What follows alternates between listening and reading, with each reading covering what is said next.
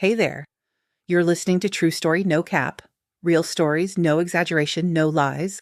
Just the raw, unfiltered moments life throws our way. Relax, lean back, and let's get started.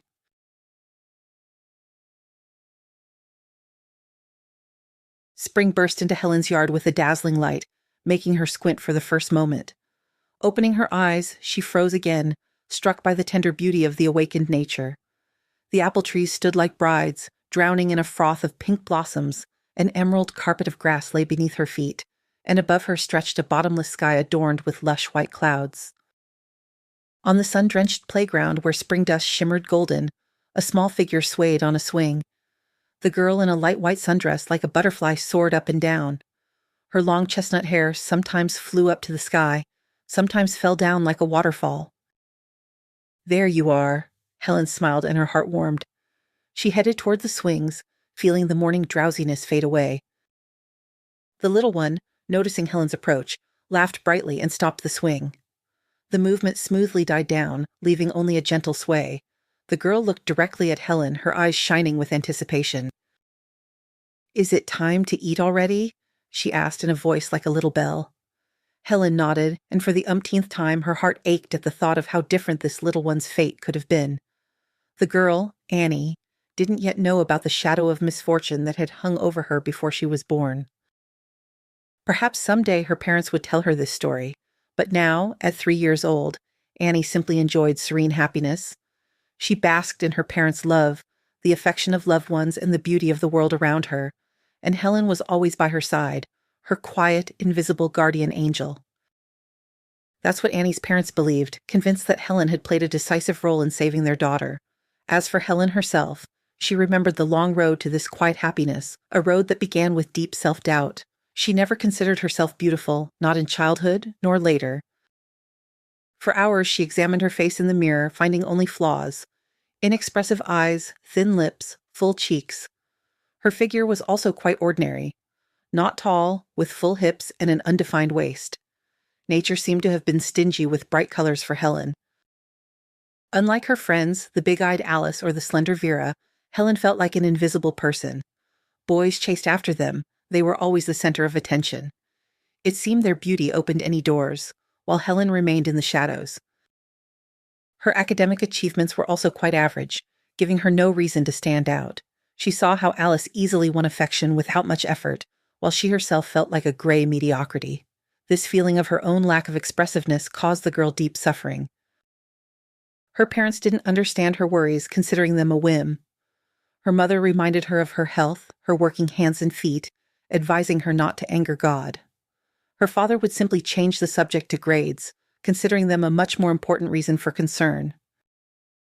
They, people of the old school, insisted on the importance of education, not appearance. Helen tried hard, dreaming of becoming an outstanding specialist since beauty had not been given to her. But formulas remained a mystery, dates got mixed up, and rules seemed like a meaningless set of words. Talents, it seemed, were also absent. She didn't sing, didn't play an instrument, didn't excel in sports. No matter how hard she tried to find herself in clubs, nothing turned out better than it did for others. As a teenager, Helen often cried about her grayness, finding no support even from her parents. Her mother sometimes got angry, saying that not everyone could be a beauty, and that the country relied on people like her. But more than anything in the world, Helen dreamed of being exactly a bug-eyed dragonfly. Boys didn't notice her, and she considered this natural. It was especially painful to see how Alex, her secret school crush, walked past as if she didn't exist. Helen was angry at fate, at her genes. Sometimes she dreamed of plastic surgery, but more often she simply resigned herself, looking at her beautiful classmates, and thought about the unfairness of life. The only thing that sincerely brought Helen joy from the age of 10 or 12 was interacting with young children. These sweet, trusting little ones always lifted her spirits. It was easy to surprise and delight them. They didn't pay attention to her appearance or achievements. Children felt her sincere affection and responded with happy smiles and love. Mothers in the yard always welcomed her appearance because the little ones would immediately run towards her. Helen knew how to organize fun games, becoming the center of their small universe. Children cried when their parents took them home in the middle of a game. One day, a young mother said, You have a talent. Not everyone knows how to be with children like that. Her capricious son transformed when he was with Helen. Talent? Helen was surprised, not believing her ears. She thought anyone could fuss over little ones. Perhaps you could become a good caregiver, the same mother added thoughtfully. Then, at 14, Helen first thought about a future profession. She didn't want to study in the 10th grade, understanding that sciences were not her path. Her parents supported the idea of college after 9th grade, but not the choice of profession. Her father considered caregiving nonsense for pennies. Her mother agreed, pointing out the meager salaries and huge responsibility. So, under pressure, Helen went to study to be a sewing machine operator. Her parents believed this profession would bring her stability and happiness. Studying was difficult. The seams were crooked, the patterns uneven. Thanks to perseverance, she mastered the craft but remained at an average level. Her parents were satisfied, and Helen stopped fussing over little ones as she grew up. However, meeting the children of acquaintances, she still blossomed. Her mother, seeing her interest, joked about having many grandchildren. Her father agreed, only wanting a normal son-in-law, but her parents' dreams of a large family were not in a hurry to come true. Helen herself dreamed of children from adolescence, unable to imagine life without them, but there were no admirers around her. She realized early on that she was not the object of universal attention. Over time, however, young men began to pay attention to her. These were not handsome leaders like Alex from school, but Helen was happy. Feeling interesting to a guy was incredibly pleasant. Such a guy was Sam, a neighbor she had known since childhood. He was also gray without any special talents. He graduated from construction college, worked at a factory, and inherited his grandmother's one-room apartment. Under pressure from his relatives, he decided it was time to get married. His gaze fell on Helen, modest, hardworking, without pretensions. Perhaps he dreamed of stars, but he realistically assessed his chances. With Helen, a quiet, calm life awaited him. One day, Sam met her at the bus stop, returning from the factory. He smiled as if they were close friends and said he had been waiting for half an hour. Helen's heart pounded. Had he finally noticed her for the first time? She, of course, agreed to let him walk her home. Sam walked beside her, talked about himself, asked her questions, and then took her hand. This tender gesture told her a lot. After walking her to the entrance, he shyly invited her to the movies to see Jim Carrey. "I love that actor." Helen smiled broadly. She couldn't fall asleep for a long time that night, remembering the walk. He looked at her in a way no one had before, interested, attentive, even with admiration. It seemed to her that he saw not a gray person, but someone else, someone beautiful. For the first time, Helen felt pretty, attractive, worthy of love. Sam himself had never aroused strong feelings, but today he revealed a new side, decisive, tender, reliable. The next day at the cinema, in the darkness of the hall, Sam kissed her. Helen's head swam. It was her first kiss, so unexpected and pleasant. She felt feminine. It was a miracle. "I really like you," Sam said quietly. "Let's go out." "Let's," Helen agreed, feeling her cheeks burn. Their life filled with dates, flowers, walks under the moon. All this lifted her mood, made her feel special. Helen tried not to notice that Sam was not the hero of her novel, but perhaps she was a little in love. Most importantly, she finally calmed down. The dream of a family, of children, which had lived in her since youth, now seemed achievable. The fear of being alone vanished with Sam's appearance. About a year later, walking along the embankment, Sam proposed. Not the most romantic. "Shall we make it official? I have an apartment. I'm tired of being alone." But Helen happily agreed. It was a logical conclusion to their relationship. They had a modest wedding. Helen's mother secretly wiped away tears. Her mother-in-law smiled stiffly. Her father and father-in-law were more interested in talking over a drink. Toastmaster, contests, everything went as it should. Helen, meanwhile, dreamed of this burdensome day ending quickly. At home, in Sam's apartment, she took off the Piche-Noir dress and let down her hair with relief. The tired groom was already snoring loudly. Their family life began. Ordinary, average. Both worked, returned home. He to the TV, she to the kitchen. Sam, having become a husband, considered his mission accomplished. He only complimented her culinary talents.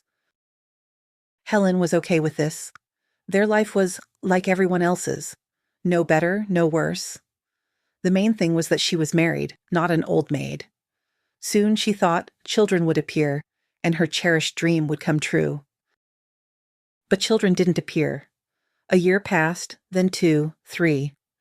Parents on both sides hinted wanting grandchildren. Helen wanted to fulfill their, and most importantly, her own dream, but it just didn't work out. Sam didn't suffer from the lack of heirs. He was comfortable as he was. His wife took care of him, managed the household. The appearance of children would only take up her time. He didn't bother. "It's okay. People live without children too," he reassured her. Helen wanted to hit him with something heavy. She had married precisely for motherhood. Her mother-in-law sent her for an examination, hinting at her malfunction. This was hurtful. Helen felt defective. Her own parents also offered no comfort, mentioning a barren aunt. The examination showed that Helen was fine. The doctor suggested the reason might be with her husband or incompatibility, insisting on examining Sam, but he flatly refused. "What do I have to do with it? There have been no problems in our family line," he exclaimed indignantly, considering a trip to the doctor a humiliation. His family supported him. His mother-in-law even hinted that Helen had probably been running around in her youth. This was so painful that Helen didn't know how to respond. Her relationship with Sam grew colder and colder. There was almost nothing left. They lived like neighbors. Therefore, the news of another woman, pregnant with his child, neither surprised nor upset Helen. Sam confessed himself without beating around the bush. "You'll have to move out. A week is the deadline. We're getting a divorce." Helen was taken aback. "I have another woman from work. She's pregnant. We're expecting twins." "Well, that's news," Helen gasped. Sam declared triumphantly that it was she who couldn't have children, and he was perfectly fine. To her surprise, when she asked why he suddenly wanted children, he replied, "Didn't want them then, want them now. A man needs heirs." Helen returned to her aging parents' home. Where else could she go? The absurd marriage lasted almost 10 years, longer than many of her friends, but almost all of them had managed to become mothers. Helen envied them, thinking that raising a child alone was better than living without one. Hope still flickered. She had just turned 35, the age allowed her to become a mother. But she understood that she needed to act, to find a man. However, she again felt like a gray mediocrity, invisible. By 35, she had gained weight, her hair had thinned, wrinkles appeared. She didn't know how to dress stylishly, and her figure seemed awkward. The charm of youth was gone forever. It was sad. A few more romances occurred, but none ended in anything serious. Helen met her 45th birthday alone. It was a Monday. Her parents were gone, first her father, then her mother. Grieving losses alone was difficult. Friends, of course, were there, but they had their own families, children. Helen understood that she couldn't demand their attention. On her birthday, she bought herself an expensive cake and candles. Sitting in the dimly lit kitchen looking at the flames, she thought about her failed life. The best years were behind her, her dream hadn't come true, she had no children. There was no close person to lean on either. On the other hand, she was healthy, had a home, a job. Maybe there was nothing to complain about, but why then was she so gloomy, so dark in her soul? She didn't want to sit alone. She decided to go to the mall to cheer herself up. There, in the crowd, it was impossible to feel lonely. It was bright, noisy, beautiful. The city was preparing for the new year. Helen quickly got ready and called a taxi. Music blared in the mall. People were choosing gifts. Many were with children. Helen admired the families, thinking they didn't realize their happiness. She saw tired, irritated parents and thought how she herself would never scold a child. With patience and attention, everything could be explained. A trip to the clothing department was upsetting. Nothing fit the way she wanted. But in the confectionery, Helen left a considerable sum, unable to resist her favorite pastries. A cake awaited her at home, but she had a sweet tooth. A colleague once remarked that she was eating her stress. Her whole life seemed like stress. She couldn't come to terms with loneliness. Panic seized her at the thought of old age in an empty house. Pushing away her thoughts, she glanced at the clock. The center was closing. Stepping out onto the porch, she scanned the parking lot for a taxi. She didn't want to walk to the bus stop in such darkness and frost. The frost was getting stronger. The sky was clear and starry. I need to hang a bird feeder, Helen thought. It's hard for those who live on the street. Birds, animals, and also homeless people she often saw. They certainly had something to be sad about. Noticing a taxi, Helen hurried towards it, and then she saw her, a thin girl in a thin jacket with a huge belly. She stood by the fire escape trying to warm herself. The girl was clearly freezing in her spring jacket. Judging by her belly, she would give birth soon. What was she doing outside in such a state? Forgetting about the taxi, Helen approached. Horror seized her at the sight of the girl's shoes. Dirty, worn-out sneakers. Her feet must have been completely frozen. Despair was visible in the beautiful dark eyes on her frightened face. "What's wrong?" Helen couldn't help but ask, feeling her heart clench with pity.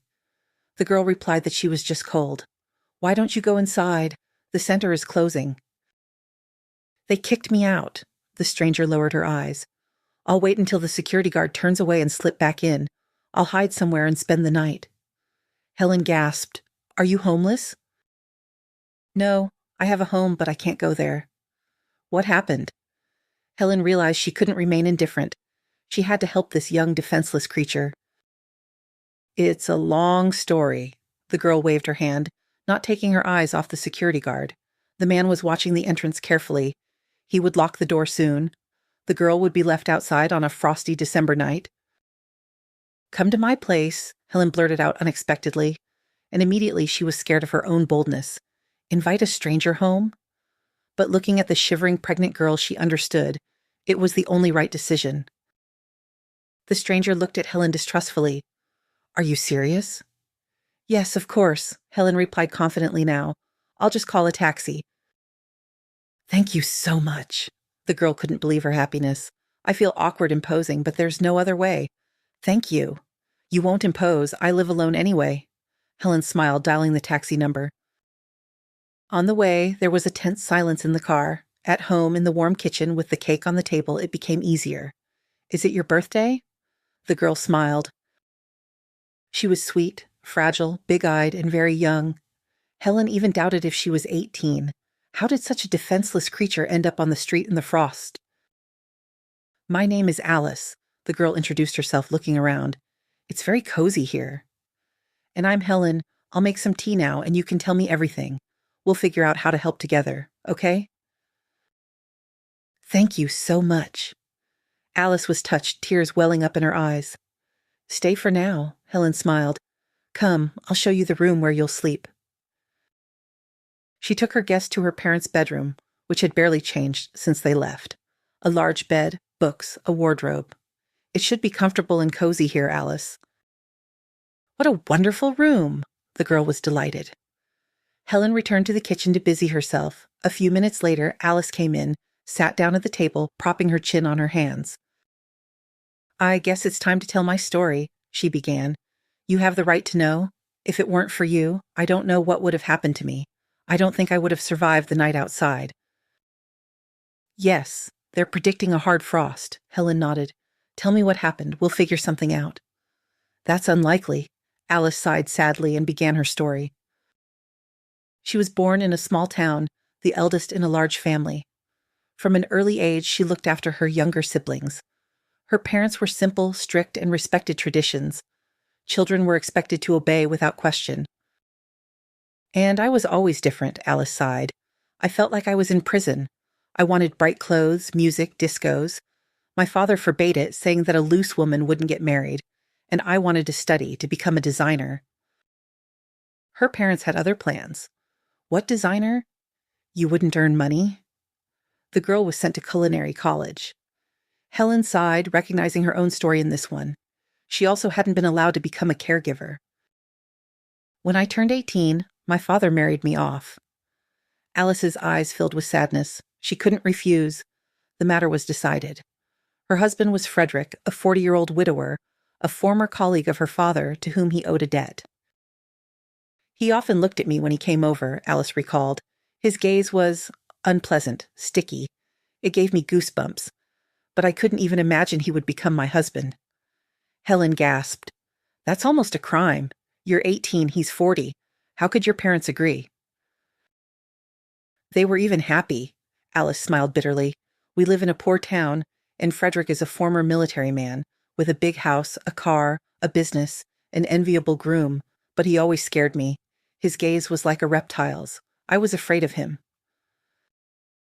The news of the marriage shocked Alice. She begged her father, her mother, but they were adamant. She had to accept it, and yet, she was in love with her classmate Max then. And now, to be honest, I find it hard to believe. Helen shook her head. In the 21st century, parents marry off their daughter against her will, like from the painting, The Unequal Marriage. That's how it is here, Alice continued. My opinion didn't interest anyone. There was no wedding, they just had a meal at a restaurant. Then Alice had to go to her husband's house. Family life began, and the young girl became essentially a domestic slave. Frederick liked order, and she had to maintain it. Dust or a dirty plate resulted in punishment. First, a monotonous sermon about how a wife must obey her husband. And then the worst, he would lock her in the attic for the night. It was cold, dark, and scary there. I'm still afraid of the dark, Alice admitted shyly. There was no bed or mattress in the attic. She slept on the cold floor. In the morning, Frederick would let her out and act as if nothing had happened. Alice wasn't allowed to show her feelings, otherwise it was punishment again. For minor offenses, a few hours; for serious ones, days. She was afraid of him, tried to obey, but didn't always guess his desires. Sometimes it seemed he was deliberately looking for a reason. Occasionally, Frederick would get drunk, alone or with friends. Then he became completely out of his mind. He saw things that weren't there, shouted, threatened, threw whatever was at hand. Alice would hide in the attic or in the yard. Frederick would rage for a few hours, then fall asleep. Alice would creep out and start cleaning so he wouldn't see the mess in the morning. Seeing him in that state was unbearable. Why didn't you tell your parents about this? Helen gasped. He must be crazy. My parents? Alice smiled bitterly. Who would listen? Frederick is a respected man in town, and I was always considered capricious. They would say I think too much of myself.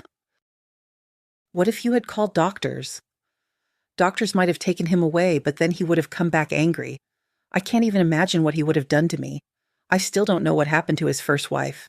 No one knows. You said he was a widower?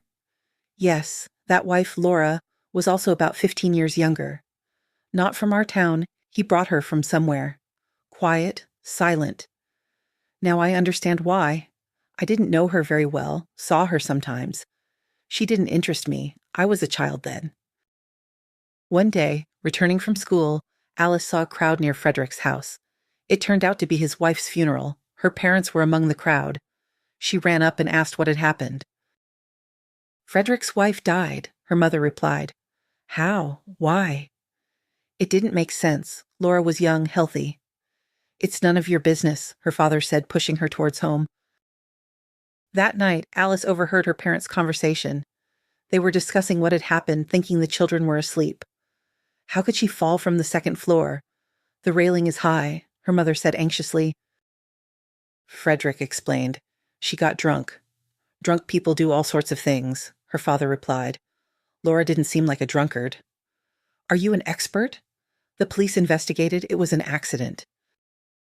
But I don't think so. Either Frederick pushed her, or she did it herself because of that life. Neighbors heard arguing and shouting. When you think something, make the sign of the cross. Don't talk nonsense. They investigated. It was an accident. End of story. Rumors circulated in the town for a long time. Many didn't believe it was an accident. But time passed. The story lost its edge. Alice was even more afraid of Frederick since then. The news that she would become his wife shocked her. But there was nowhere to go. You couldn't go against your parents' will. How could they? Helen threw up her hands. I don't understand your parents. If they knew, if they allowed the thought that he might have done something to his wife, how could they give you away? An enviable groom, Alice said. Becoming related to someone like that is a winning ticket. All doors are now open for my family. As for me, my parents have other children.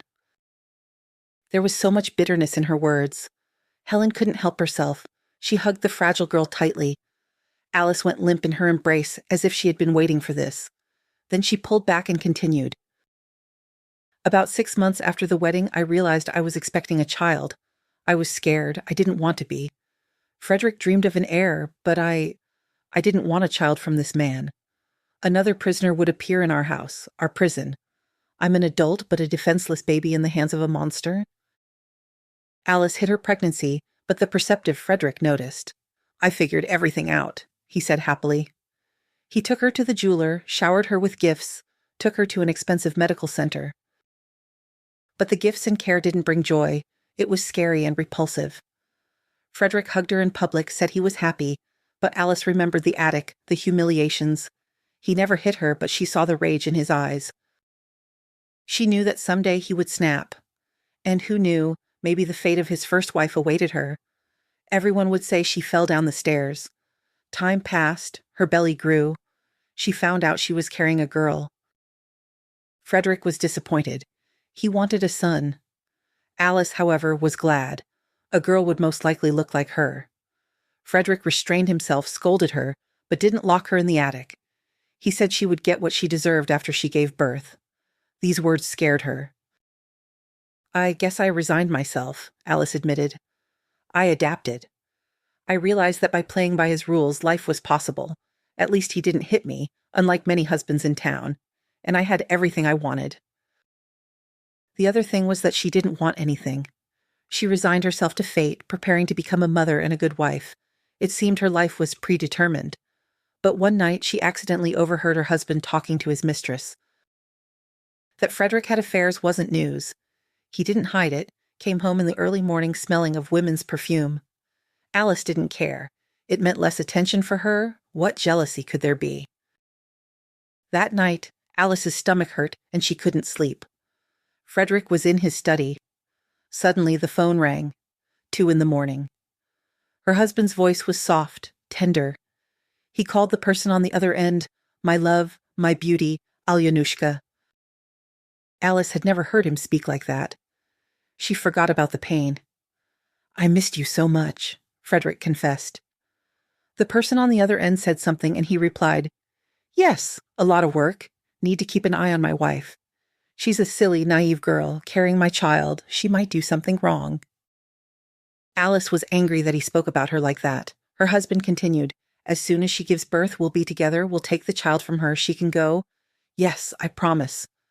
Fear flooded Alice. Was he planning something terrible? She only heard his replies, but she understood a lot. It's a shame you can't have children, but you'll be a wonderful mother to my girl. Better than young Alice. A problem? What problems?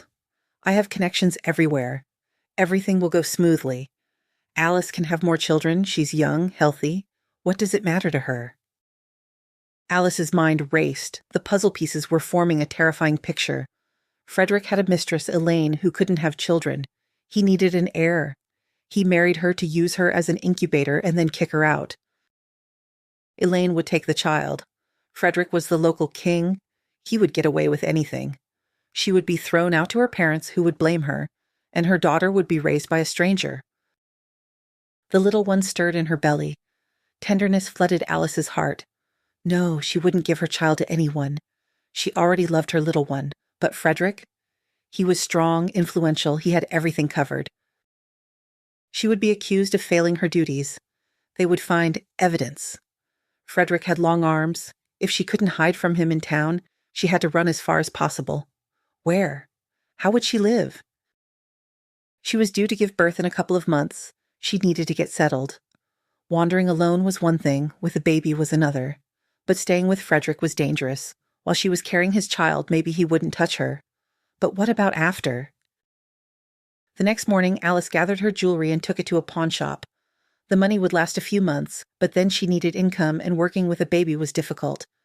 She decided to solve problems as they arose. She packed her things, adding baby clothes. She didn't want anything of the child's to remain in that house.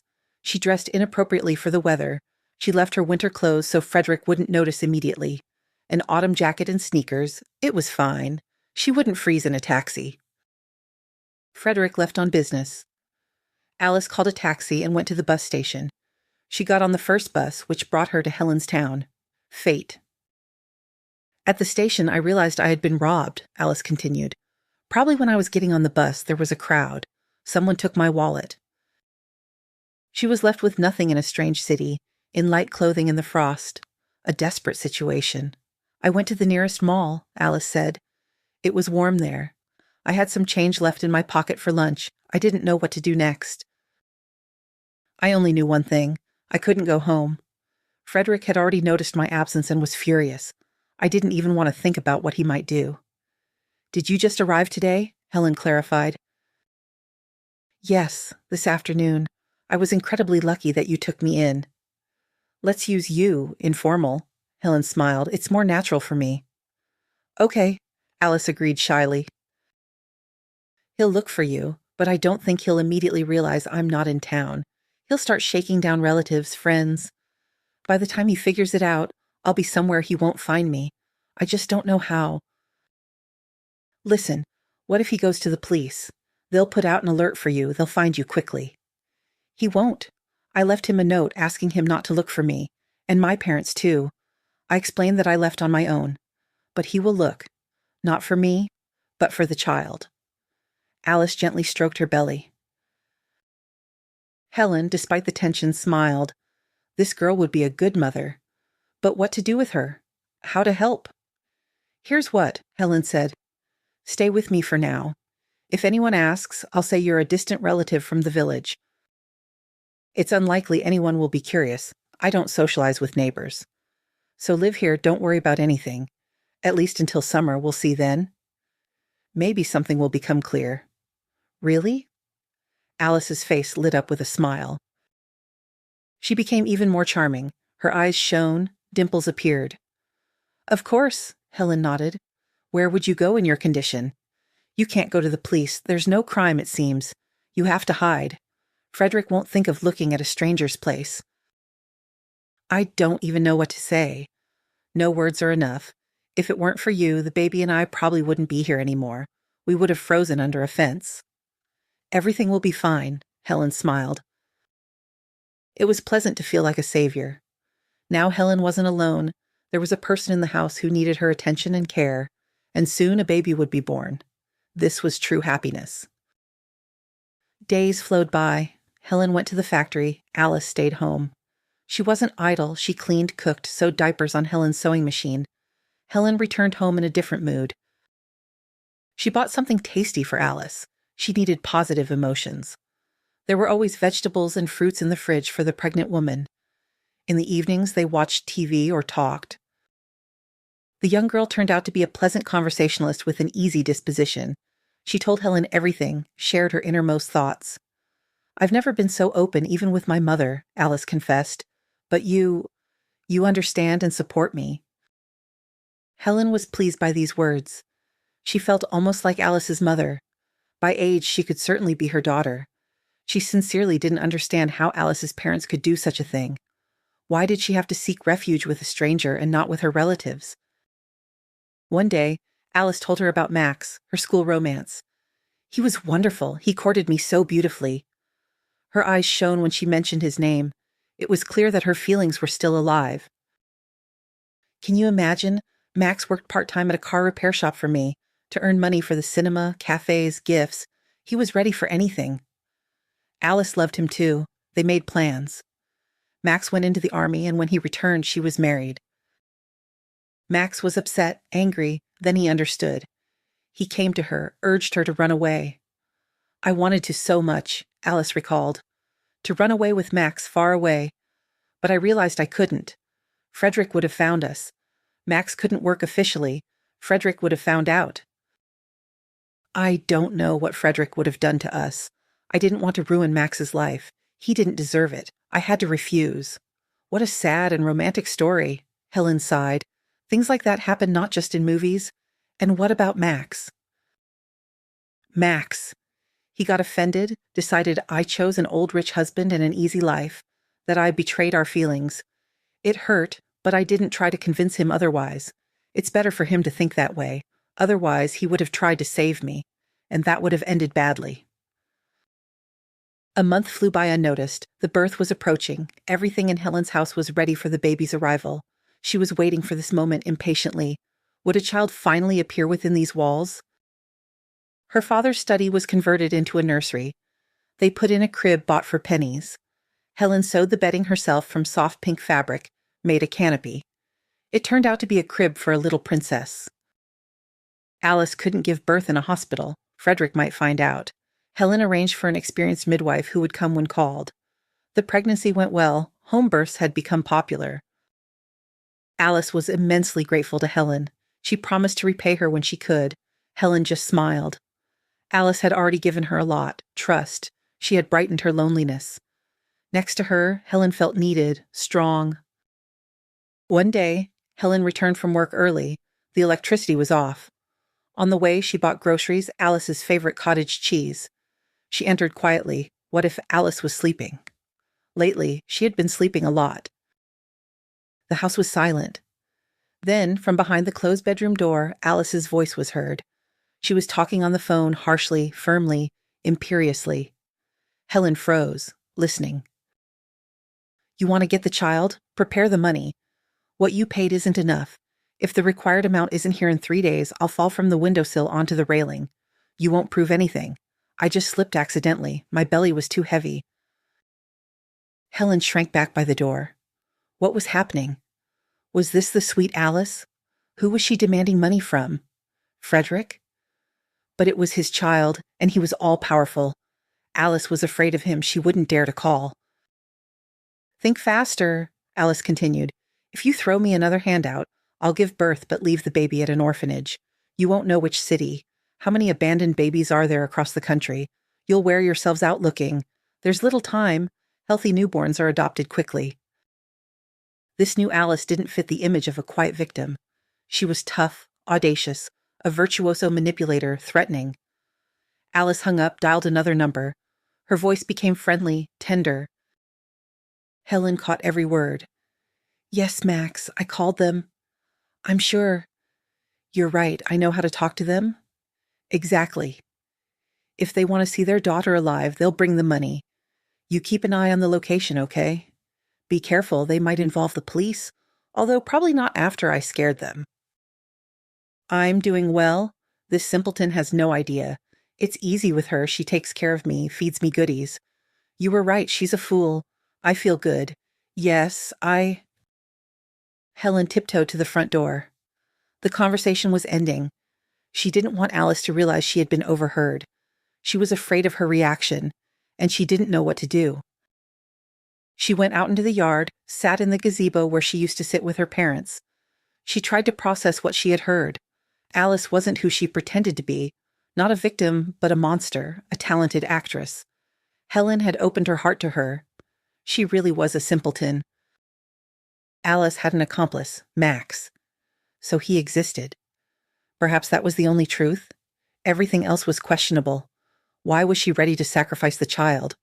Maybe she was lying. Why was someone willing to pay? Was Frederick the victim? Helen knew one thing. She couldn't let Alice know she knew, and she couldn't stay in the same house with her. On the spot, she invented a story about a business trip. She had never gone on one, but how would Alice know? She called a friend, asked to stay the night, saying she had been fumigating for cockroaches. One problem solved. Now she just had to warn Alice in a way that she would believe. A business trip?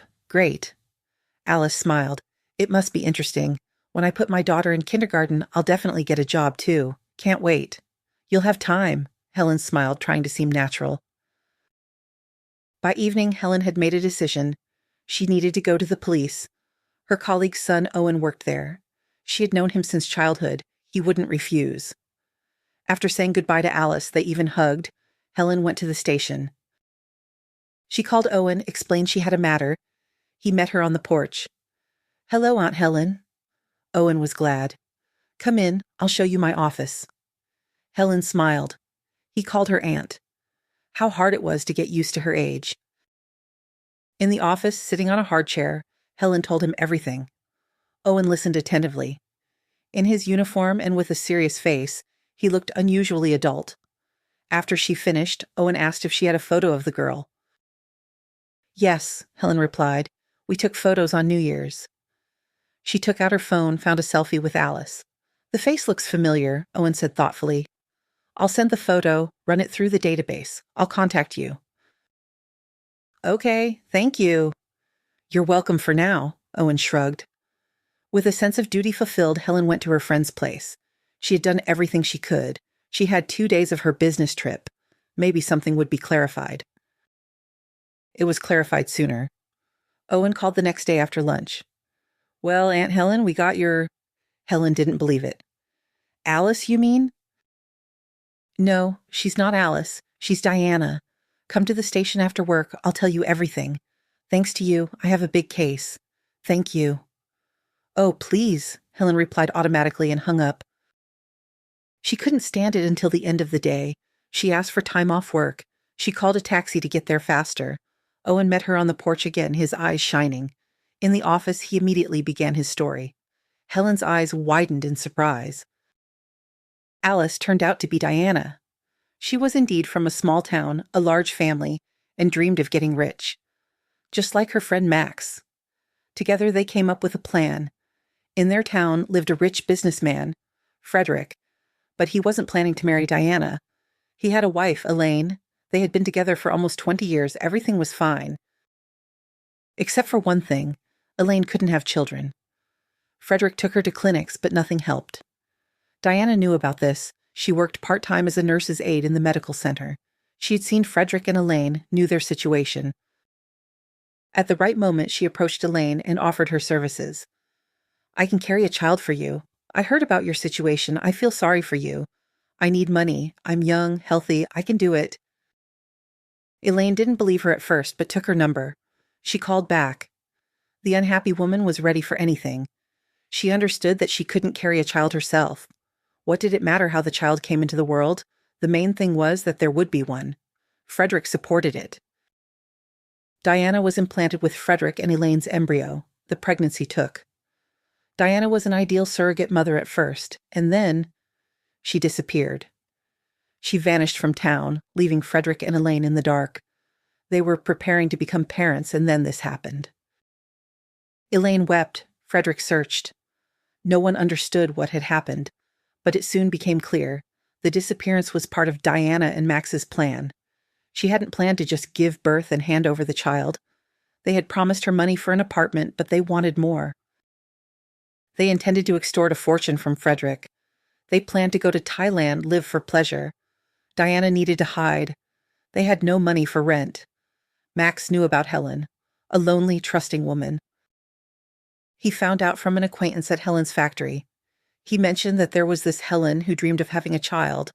Max seized on the information, found out everything. They watched her for several days and staged the accidental meeting. Sorry, Aunt Helen, but you really did act foolishly, Owen said. I know, Helen didn't argue. Diana called Frederick. He left money at designated spots, and Max collected it. They had accumulated a fortune. But it wasn't enough. Greed consumed them. And chance helped. Helen returned early and overheard the conversation. The rest is clear.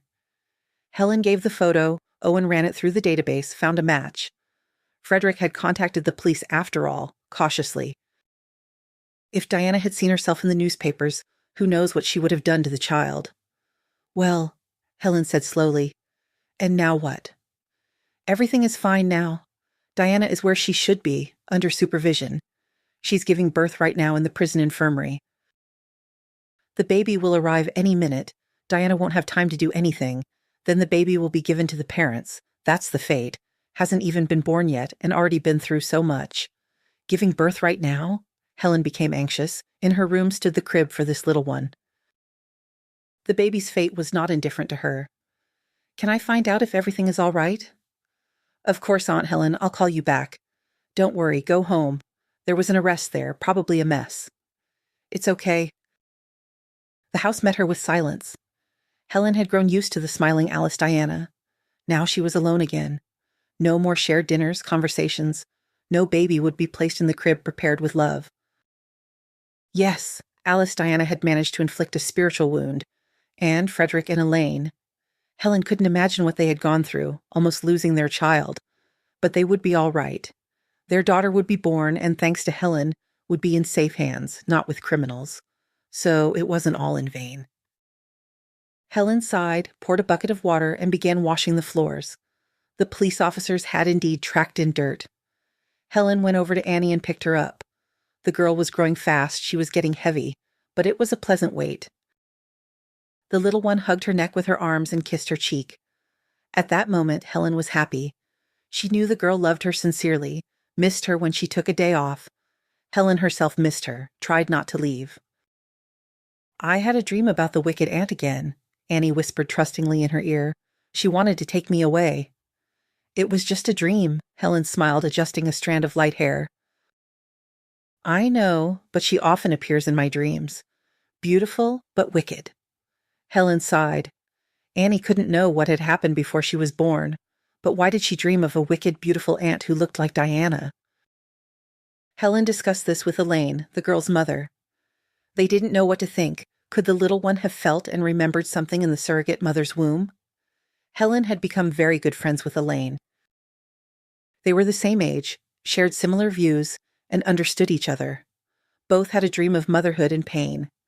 Elaine became a mother, Helen, a godmother and nanny. Frederick and Elaine worked a lot. The girl needed care. They were afraid to hire someone off the street after everything that had happened. The idea of meeting Helen came to Frederick. He decided she was kind, responsible, though naive, but that was better than cunning. Frederick and Elaine came to Helen 2 weeks after Diana's arrest. They brought the sleeping baby. Helen looked at the girl for a long time, glad that she was in the hands of loving parents. The couple thanked Helen. "If it weren't for you, I don't know what would have happened to Annie, to us," Elaine said with a breaking voice. Tears were in her eyes. "Oh, I didn't do anything special," Helen said shyly. "It was a coincidence that I came back at the right time. Just a fortunate turn of events. It must be fate." "We have a business proposition for you," Frederick said. "We're looking for a nanny for the little one, and you're the person we can trust. What do you think?" Helen was speechless, overwhelmed with joy. She had grown attached to Annie, had come to love these kind people. Such an offer. Of course she agreed. 3 years passed. Helen lives in the guest house at Frederick and Elaine's, happily taking care of Annie. Her dream has finally come true. In a peculiar way, but still. She didn't become a caregiver or a mother, as she wanted. But she has a beloved girl she takes care of, and reliable friends, Frederick and Elaine. Close people. Now Helen is not alone. She carried Annie into the house and sat her down at the table. She placed a bowl of oatmeal with fruit in front of her. "Well, a fairy tale?" Helen asked. "Yes, a fairy tale." The little one clapped her hands. "About a princess who was taken by a wicked sorceress, but then everything turned out all right." "Okay then," Helen smiled. "Listen, just don't forget to eat." Annie nodded and diligently began eating her porridge. Helen couldn't help but smile again. She was truly happy.